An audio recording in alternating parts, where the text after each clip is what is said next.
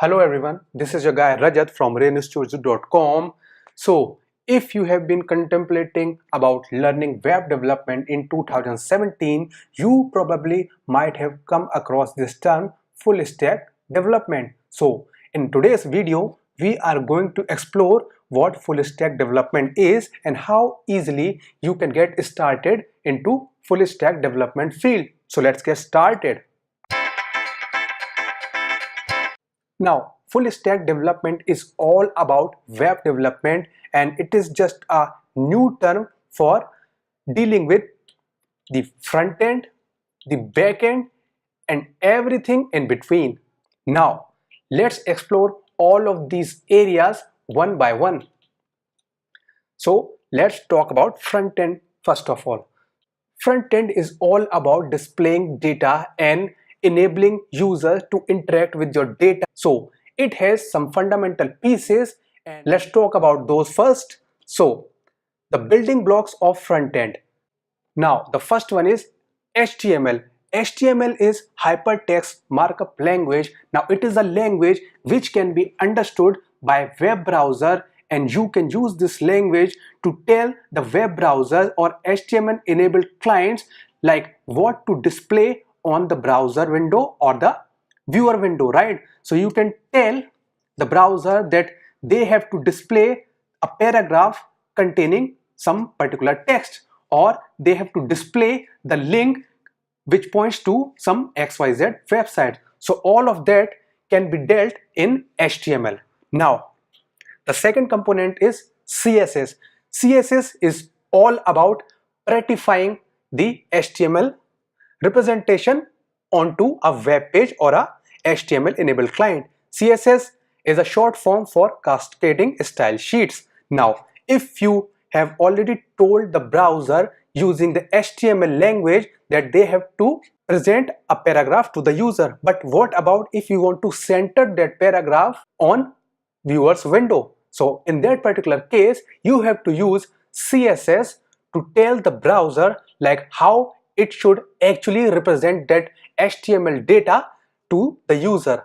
Now, what about if you want to fade out that particular paragraph when some event occurs, like user clicks on a button or he focuses on some text input?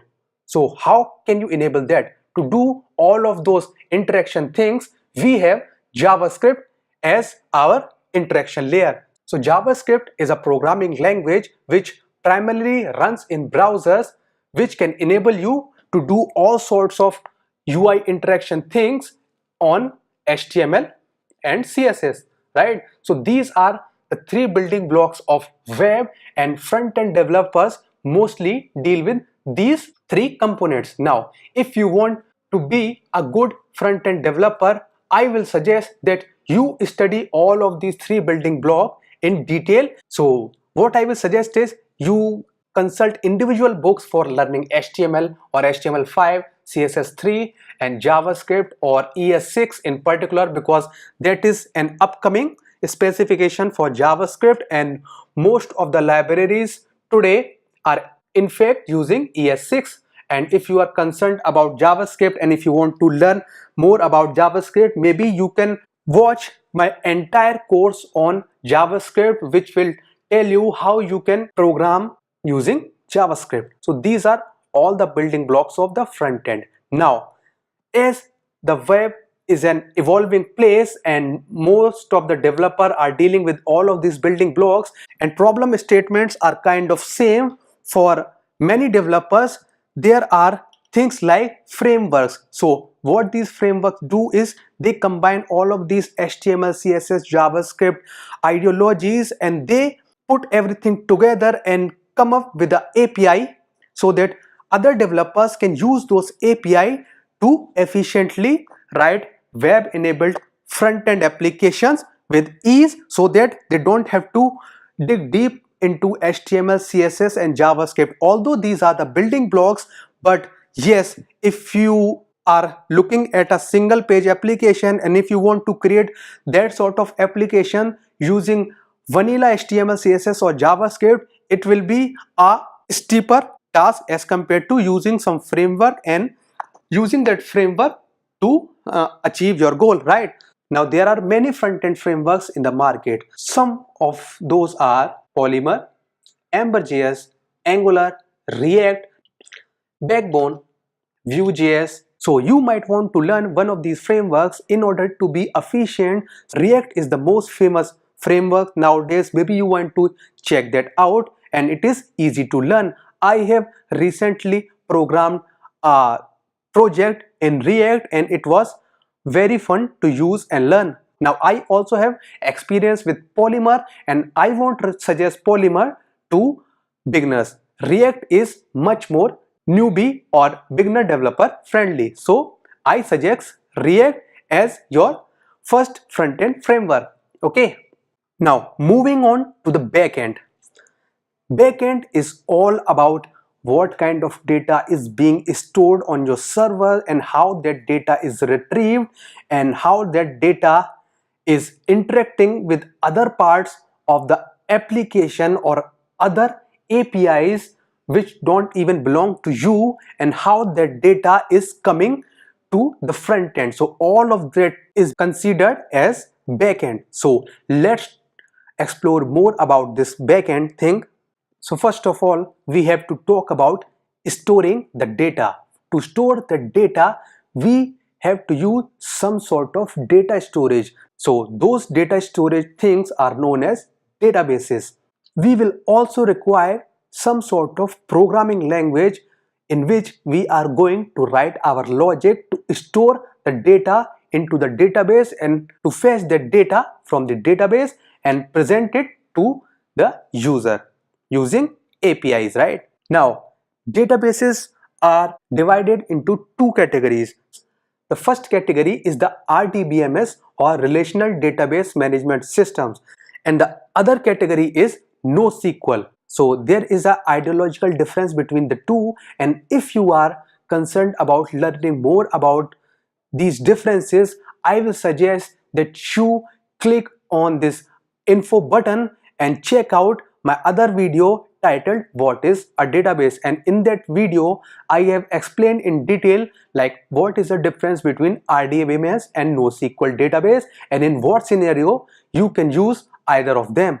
Okay, now MySQL or PostgreSQL are worthy RDBMS databases which you can use in your application to store users data. Okay, in NoSQL camp we have MongoDB, which is very popular, and Cassandra, and there are other NoSQL databases as well, but I have only talked about the popular ones. I'm not saying that other databases which I have dropped out of this presentation are not famous. They can be, but these are the most famous ones. Okay, so now you know like there are choices in database and you can pick any of these databases according to your business requirement. Coming to programming languages, we have Python, Java, JavaScript, PHP. These are the four most primary language which are being used by industry to program the backends. Now you can use these vanilla languages to write the backend or the API or the logic of your application, or you can use the frameworks. Now what are frameworks? We had front-end frameworks, right? In a similar sense we have back-end frameworks. Now what these back-end frameworks are doing here is that they are bringing these programming languages and database functionality under one roof so that developers can use those APIs provided by the frameworks to efficiently program the application, and they don't have to deal with the database layer or the programming layer individually. They can readily achieve many things like authentication and login sign up screens and templating systems, which will take a quite amount of effort if you are going to program everything from the scratch. So if you think that you are going to pick up Python to create a login screen, now it will take a huge amount of effort if you are going to employ vanilla Python to achieve everything and to write everything from the scratch. On the other hand, you can use Django, which is a Python framework, and it enables you to write web application backends easily. Everything you want to do has been already solved so that you can use those API according to yourself, tailor that particular application according to your requirements, and package that software as a Python application. So frameworks help you in achieving that. Now, most of the programming languages which I have listed here have the accompanying frameworks. So Python has Django, Java has Spring or J2EE, JavaScript has Express.js, and PHP has Laravel. So all of these frameworks are worthy enough in helping you program the backend, so you don't have to deal with the database layer or the programming layer, and you don't have to start writing your application from the scratch. Most of the things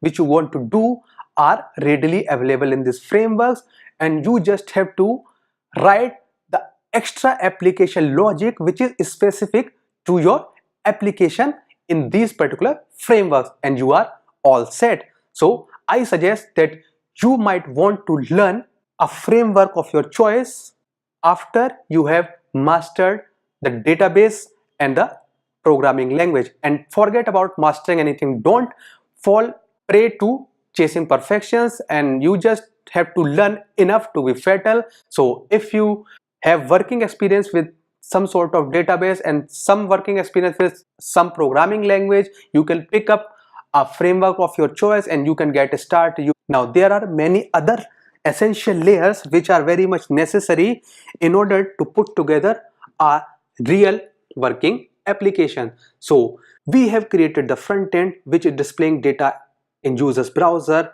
We have some APIs which are retrieving data from our database and giving that data to the front end to display.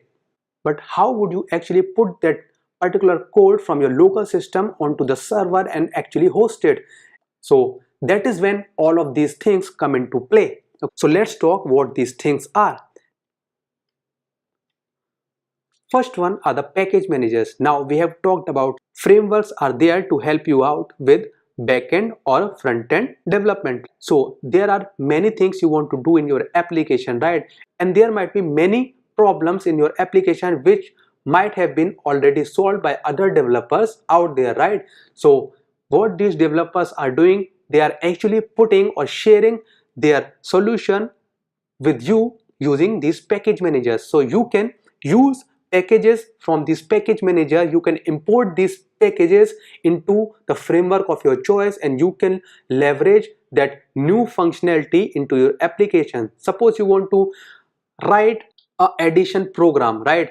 Or you have some particular requirement about the precision. You have two ways.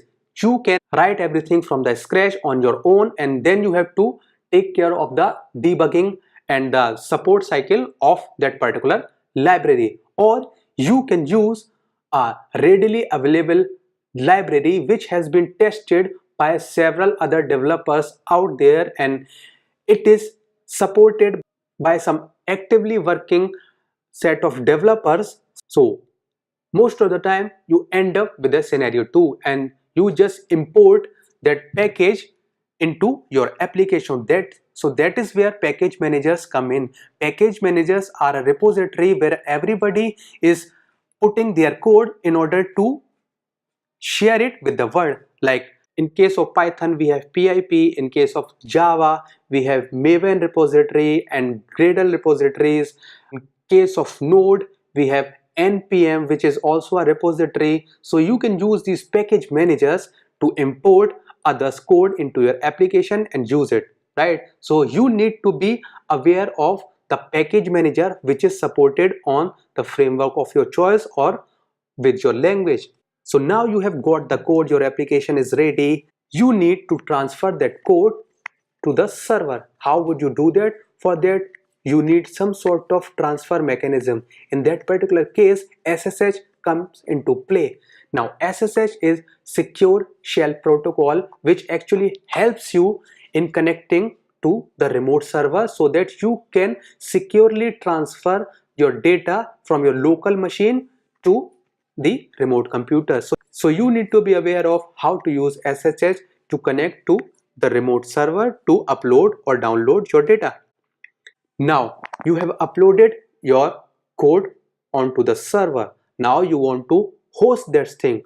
To host that thing, you need a special type of application which is known as web server, which will actually serve your application to the internet users. So you need to be aware of what web servers are, and you actually need to have a working knowledge of one web server which you are going to use. Most of the developers use Apache or Nginx. You might want to check both of these out and decide for yourself like which one is more suitable to your needs. Operating system. Now everything that you are doing is residing on an operating system.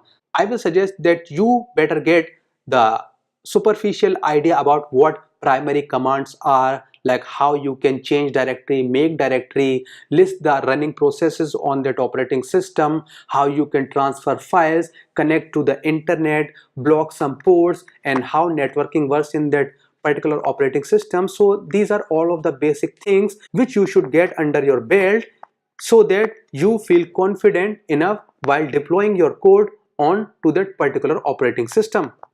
Also, there are certain settings in web server which are specific to the operating system. So gaining some knowledge about the underlying operating system will greatly enhance your productivity. Now Ubuntu, CentOS, and other sort of Linux flavors are very famous in cloud hosting solutions today. So you might want to learn Ubuntu or CentOS or Arch Linux and things like that as far as operating systems are concerned. Let's suppose that over the period of time you have gained a lot of traction and everybody is using your software, and with more users you will require more hardware or more performance. So in that particular case, caches come into play. Caches actually catch your data so that you don't have to hit the database or you don't have to perform resource intensive operations frequently, right? So caches help you in that particular thing.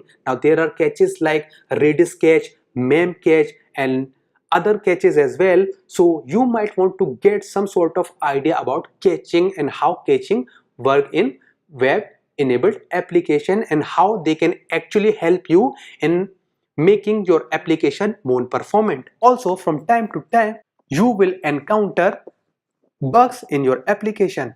So to debug that, you might want to have some sort of idea about what debuggers are supported in your framework or language and how to use them in order to get to the bottom of the problem or the bug, right? So for efficient debugging, I would suggest that you go out and learn about debuggers in your language or framework of choice. Security, right? So when you host an application onto the internet, there are many parties with bad intention which can attack your server or your application and bring it down to its knees, right?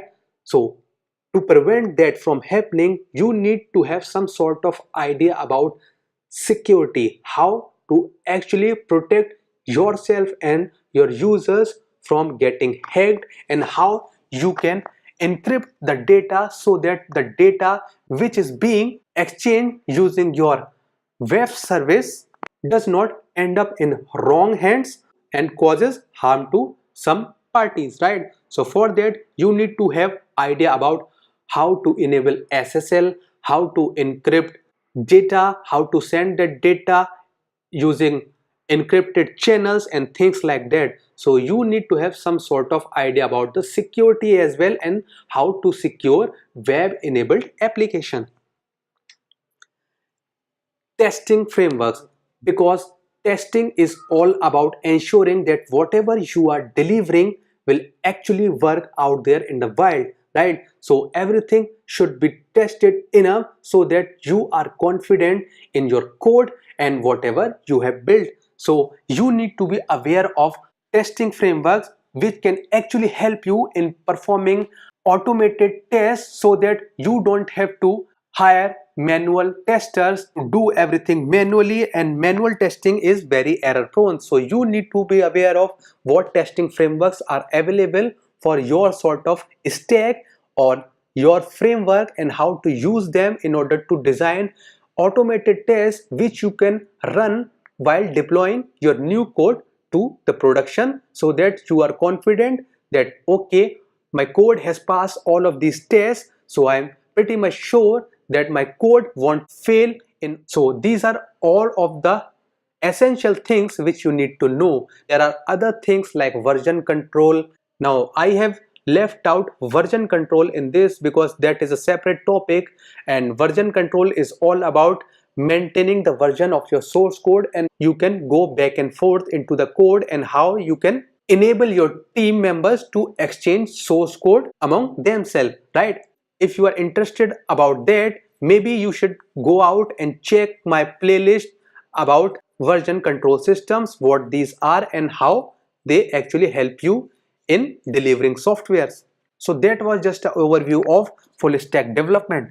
Now I will also suggest some online repositories which you might want to check out. The first one is a repository which actually lists many resources from where you can learn full stack development. So as you can see, learn HTML, CSS, JavaScript, React.js, Python, APIs, authentication. Like we have already talked about all of these topics in this video. So whatever you are interested in, you can click on these links and check whether the material is good enough for you to understand and learn from. And maybe you can, check this repository out and see if it is good for you or not. I will leave a link to all of these repository in this video. The second one is the JS stack from scratch. So it is all about the JavaScript stack, the testing frameworks from JavaScript, the React framework, which is also actually JavaScript, Redux, which is also JavaScript. So it is all about using JavaScript for deploying or creating your application. Everything here is a JavaScript framework. So it is for people who are interested in JavaScript full stack. Okay. Now this is a developer roadmap. In this repository actually tells you like what kind of route you can actually take in order to become a web developer or a full stack developer in 2017. Now as you can see that we have talked about many of these things, maybe not data structures and algorithm because that is entirely a different story, but yes, we have talked about front end, what HTML, CSS, JavaScript are, and there are frameworks like all of these, right? So maybe you want to check that out. So it is for front end, this one is for back end, and this one is for DevOps. Now I will do a separate video about DevOps, like what these things are, but it is all about deploying and managing the application. Okay, so you might want to check that out as well. And as these are GitHub repositories, you can be sure that they are being updated. As you can see, it is already updated only 21 days ago. So these are actively updated, and these are very current documents which you can follow in order to become or to learn more about full stack development. So with that, we have reached to the conclusion of this video, and I hope that you might have got some sort of idea about what full stack development is. And I am planning to release some videos about how you can get started with full stack development. Like I will teach you basics of HTML, CSS, JavaScript, React, MongoDB, MySQL and SSH and everything, and we will create a fully working application which we are going to deploy onto a server, so that you can have a proper idea about what full stack development is, and you will create a fully working application in that particular course. Now I don't have the timelines available for that course, but yes, I am planning that course, and that course is in work, and I will come up with a schedule very soon. So make sure to subscribe to this channel, because I also produce other sort of software development related videos and publish them weekly on this channel. So with that, this is your guy Rajat Saxena signing off. Take care. Bye bye.